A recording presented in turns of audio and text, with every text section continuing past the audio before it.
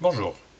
Dans cette vidéo, je vais te montrer comment soustraire deux vecteurs par deux méthodes différentes. Une méthode par construction, géométrique, et une méthode utilisant les coordonnées, ce qu'on appelle une méthode algébrique.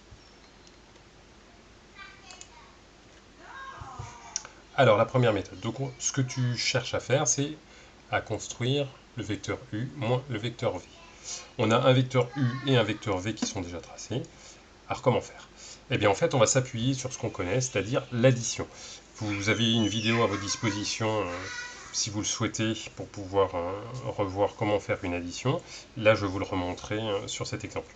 Donc, ici, on va s'appuyer aussi sur ce qu'on connaît des nombres relatifs et des opérations avec les nombres relatifs. U moins V, c'est la même chose que U plus moins V. Et en fait, le vecteur moins V, il est assez facile de le construire. Quand on connaît le vecteur V, on connaît son orientation, son sens, avec la flèche, et sa longueur. Et bien le vecteur moins V, il a la même orientation, c'est-à-dire qu'on va pouvoir construire sur une droite parallèle à la droite qui se trouve ici. Ensuite, le sens va être opposé, c'est-à-dire que la flèche, au lieu de faire le bas et à droite, elle va être vers le haut et à gauche. Et ensuite, la longueur sera exactement la même. Donc du coup, le vecteur moins V se présente comme ça. Donc là, j'en ai construit un représentant. Et maintenant, on additionne ces deux vecteurs, le vecteur U et le vecteur moins V. Donc on part d'un point, n'importe lequel, donc par exemple le point A, situé ici. À partir de ce point A, on trace le vecteur U. On obtient donc un point B à son extrémité. Ensuite, à partir de ce point B, on trace un représentant du vecteur moins V. Voici. On obtient un point C. Et donc du coup, la somme de U et de moins V va être le vecteur qui part de A et qui rejoint C, qu'on va appeler X. Voici. Donc du coup, U moins V va être égal au vecteur X. Je vais noter aussi de cette manière-là. Voici pour la première méthode. Seconde méthode. Cette fois-ci, j'ai choisi de le faire dans un repère orthonormé. Orthonormé dans le sens où on est avec deux axes orthogonaux ou perpendiculaires.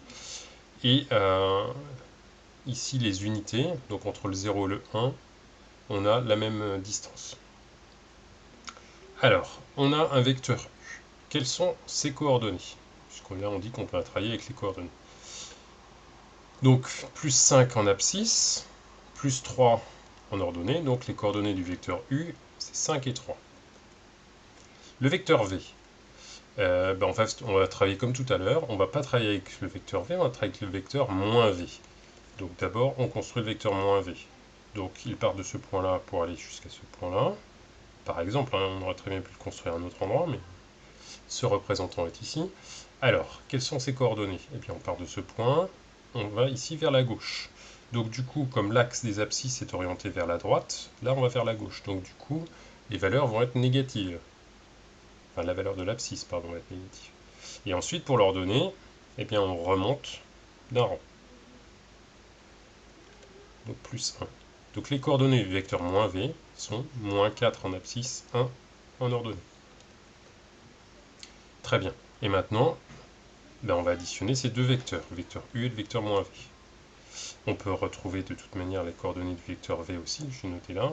Donc 1, 2, 3, 4 en abscisse et moins 1 en ordonnée, parce que l'axe des ordonnées va vers le haut. Alors allons-y. Le vecteur U, tout d'abord, donc on construit à partir du point O de l'origine du repère. Voici. Ensuite, à partir de cette extrémité, on construit le vecteur moins V. Voici.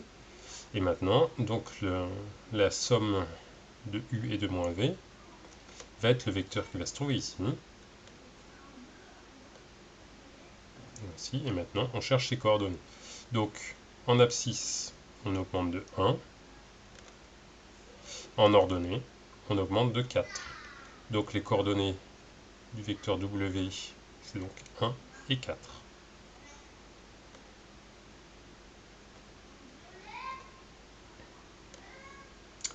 Voici. Donc du coup, si on fait la soustraction, le vecteur U moins le vecteur V va être égal au vecteur W de coordonnées 1, 4.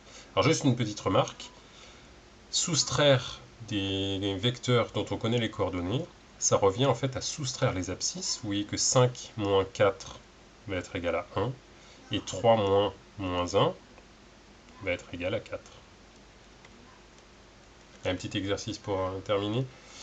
Donc, deux petits exercices, on demande de construire le vecteur u-v, sachant que le vecteur u est ici, le vecteur v est ici. Alors, je vous ai déjà fait un représentant du vecteur -v.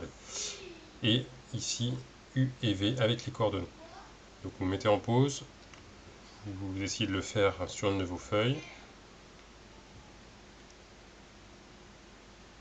Alors, la réponse.